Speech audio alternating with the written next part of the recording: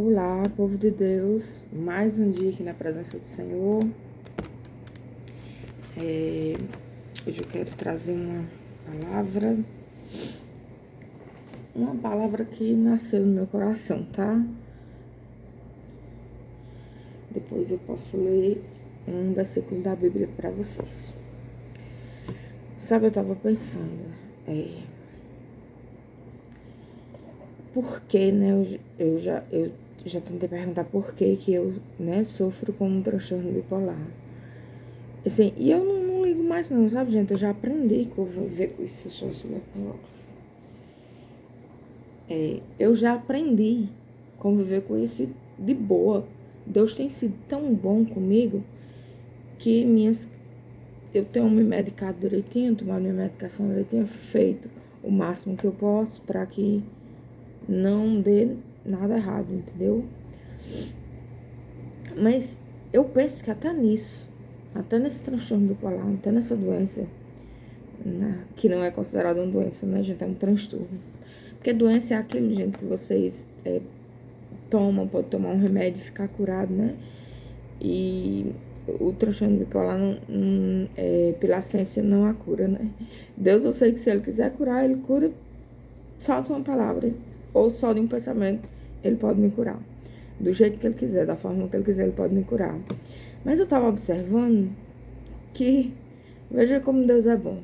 Até nesse transtorno, a gente tem sim cura. Por exemplo, agora, nesse momento, eu me sinto curada. Não porque o transtorno não existe na minha vida, mas porque eu tô bem, tô me sentindo bem, tô em paz, sabe? Tô tomando minha medicação direito, cuidando da minha casa da melhor forma possível, o melhor que eu posso dar de conta. Então, não é que não exista, pode não existir cura total, mas quando eu tô aqui estável, pra mim é como se eu tivesse curada. Eu não tô passando por nada tão grave assim.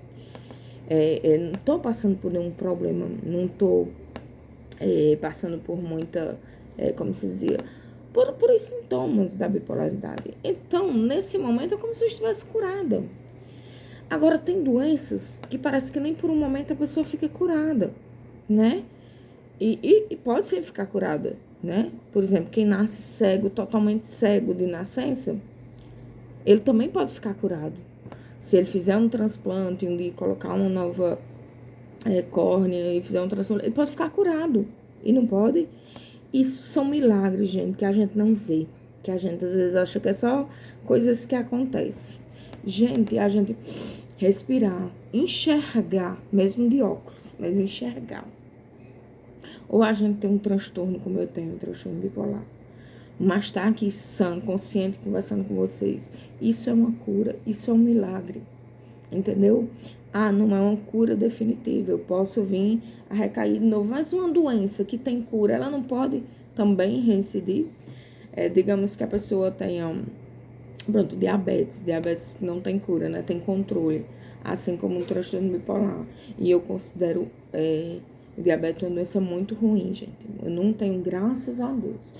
Que é uma coisa que eu não tenho, graças a Deus. E confio nele pra não ter, né? Mas o que eu queria dizer, gente, é que às vezes, tem Albert Einstein, aquele, né, famoso que ele, se eu não me engano, ele criou a Albert Einstein. Não sei se ele era um físico, não sei se ele foi aquele que criou a lei por exemplo, que a maçã cai. Como é isso, gente? A lei da gravidade, eu não sei se é exatamente ele. Mas ele é uma pessoa famosa, desses físicos, desse povo que foi muito famoso aí no passado, né? E ele dizia uma frase a seguinte, e eu concordo plenamente. Você tem duas opções, né? Que não é que você tem duas opções, você não é obrigado a seguir essas opções, mas tem coisas que dá pra você ver de dois jeitos. Ele fala sobre o milagre.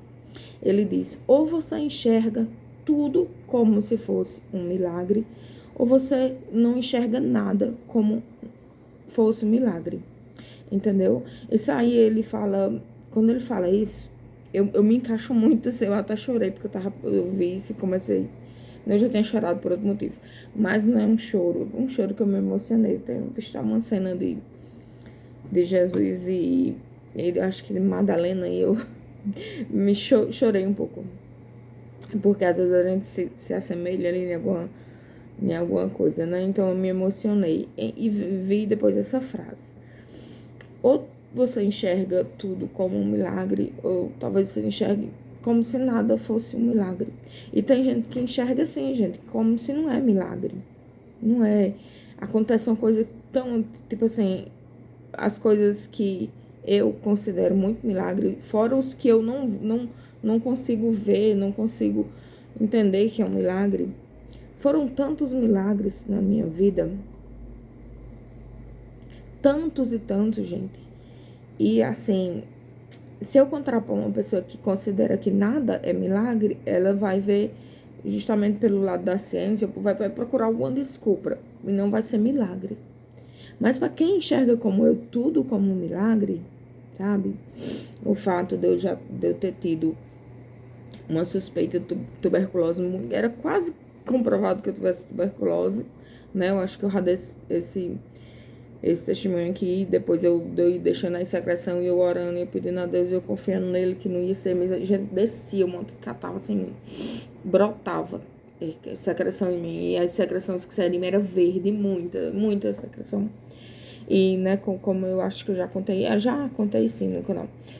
As últimas amostras que eu fui deixar, porque era uma dificuldade, né? Às vezes até essas dificuldades é para gerar um milagre realmente.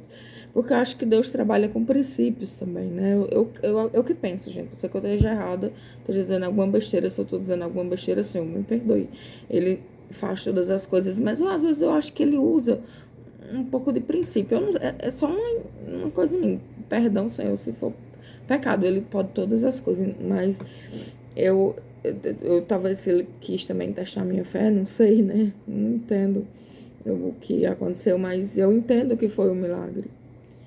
Que quando eu fui jogar, fui fazer as últimas amostras, a máquina não tinha quebrado. Eu já tinha ido, gente, uma, duas, eu já tinha tentado várias vezes de tudo. E eu peguei aquelas amostras, né, secreções verdes, muito verdes.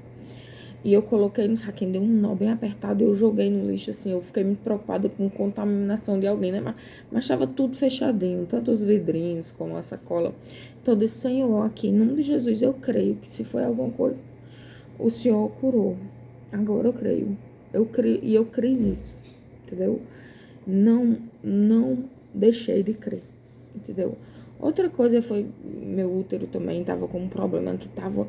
eu não sei onde que parte era do meu sistema reprodutor, que estava com 18 de tamanho.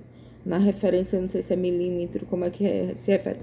E depois, gente, eu saí de lá, eu disse assim pra pessoa, será que não é porque eu tô perto de menstruar? De onde veio essa sabedoria, digamos assim, da minha cabeça? Porque eu não sabia que tinha nada a ver com isso. Ela disse, não, pois vamos repetir. E eu fui repetir. E quando fui repetir, eu pedi a ele, Senhor, é meu aniversário. Por favor, pai, me dá de presente que esse negócio esteja normal, esse exame. E assim eu fui fazer e estava normalíssimo, sabe? Então, isso são milagres que eu considero grandes. Mas o milagre pequeno que a gente às vezes não considera, que a gente não consegue ver, né, com os nossos olhos naturais. E, gente, um fator da bipolaridade é que muita gente diz que o que a gente vê é coisa da nossa cabeça, imaginação. Gente, eu não acredito nisso. Eu sei que pode ser um médico que diga, pode ser uma tese de um doutorado, mas infelizmente, com toda humildade, eu não acredito nisso. Eu acredito que tem muita parte que você pode realmente ver um vulto, uma coisa assim, e ser uma coisa ali da sua visão mesmo. Mas o que eu acredito, o que eu vi, o que eu passei, eu de fato passei. Eu senti, eu vi. E a minha cabeça, como que ela vai criar um cenário desse, uma coisa dessa? Como ela vai... Tão bem... Não tem, gente. Ali é uma parte mais espiritual, uma parte mais que coisas que eu nunca consegui entender, nem eu não consigo decifrar. E coisas que eu vi que não precisou decifrar. Coisas que eu ouvi e não precisou também decifrar. Teve coisas que realmente não dava para entender, para decifrar. Mas teve coisas que eram explícitas, vozes de, por exemplo, ao invés de ouvir o inimigo me atacando, como se ele estivesse esperando de Deus, com uma voz horrorosa, uma voz arrastada, me acusando de coisas que eu realmente tinha feito no passado, né? E ele me acusando, me acusando. E eu vi uma voz de fundo como se fosse um anjo, ou Jesus, que lia algum trecho da Bíblia que eu não conseguia decifrar, eu não conseguia entender. Mas eu escutava essa voz lá me defendendo, entendeu? Então, assim, a do inimigo eu escutei grossa, ouvi, sabe? Como se estivesse ouvindo agora mesmo, alguém falando comigo, real, entendeu? E, porque vão procurar coisas da ciência para justificar. E a ciência é válida, a ciência é de Deus, claro. Mas, gente, não teve, eu ouvi isso. E, por muitas vezes, eu acho que também, o fato de eu ter esse problema, eu vou contar algumas coisas e não vão, entendeu? Vão rir da minha cara, vão dizer que é coisa da minha cabeça, que eu não escutei isso, que isso é coisa da minha imaginação, que eu não vivi isso porque é da minha imaginação. Então, eu até sei que algumas coisas realmente são, mas outras não, gente. E por isso o fato da gente estar apegado com Deus, estar confiando nele, estar orando o tempo todo. Quando, se eu não me engano, foi o apóstolo Paulo que disse orar sem cessar, orar o tempo todo, gente, ele tem razão. Porque se você deixa sua mente aberta para qualquer coisa, vai entrar coisa, né? E você é escravo daquilo que lhe domina, então você tem que ser dominado por Deus. Se você tem que ser escravo de alguém, como diz, deixa eu ver isso aqui, que seja, aqui ó,